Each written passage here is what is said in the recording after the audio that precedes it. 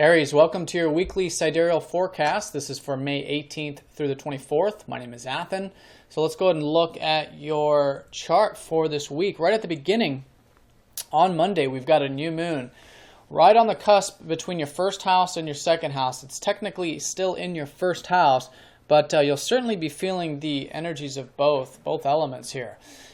This is all about, again, you already had a new moon in your first house 30 days ago during the last new moon. So it's almost like take two of the same thing, but in a completely new and different way. And this has more to do with the material side of life, the material enjoyments. There's been a lot of activity there. You've had Mercury transiting there, Mars transiting there, and Venus not too long ago. So there's already been a lot of emphasis here on the material side of things. This is, of course, finances. It's your inner and outer resources and anything relating to your values. So all in all, new beginnings here at the beginning of the week. I think we're all going to feel quite refreshed at the beginning of the week.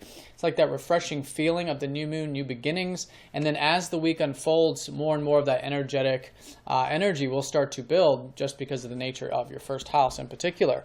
So it's always a good time to reflect here the first couple days, especially because on Monday and Tuesday, Mercury is going retrograde in that second house of yours.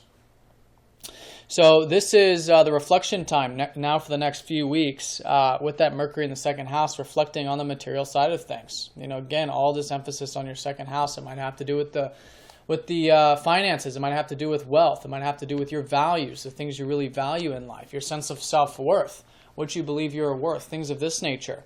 So during this early part of the week, I'm really getting a sense of just pausing for a second. I mean, this whole week really is like this pausing kind of week.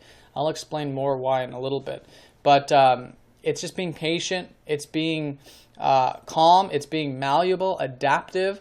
And in this sense with Mercury, be willing to restructure and redo a lot of these second house ideas, or second house elements of your life.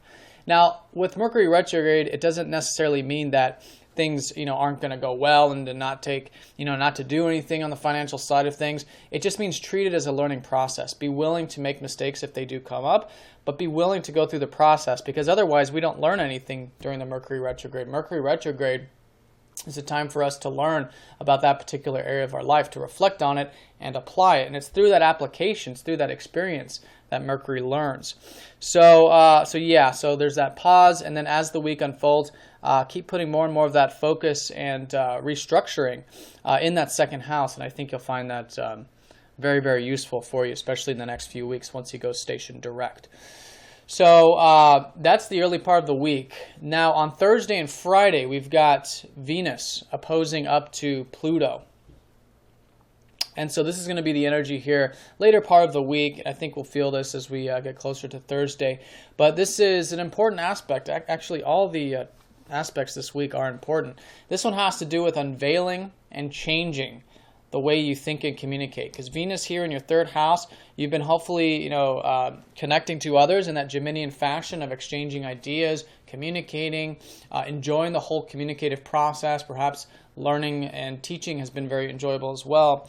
So whatever that's been for you this week, later part is definitely a time to restructure, because Pluto is all about change. It's all about restructuring and going in there and really changing things. So changing this part of your life, be willing to. Thursday and Friday, don't hold on to anything too tight either, because Pluto is the destroyer of our attachments, if you will. Again, not that it has to be a destructive. If we're willing to make changes, if we're willing to redo and restructure, then it's not.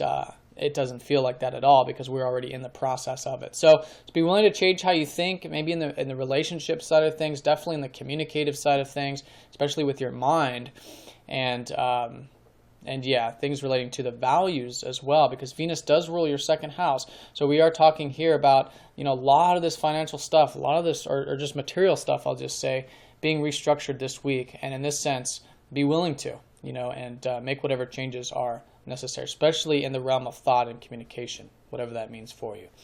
Then on the weekend, Friday and Saturday in particular, we have then the Sun opposing up to Saturn from that first house to that eighth house.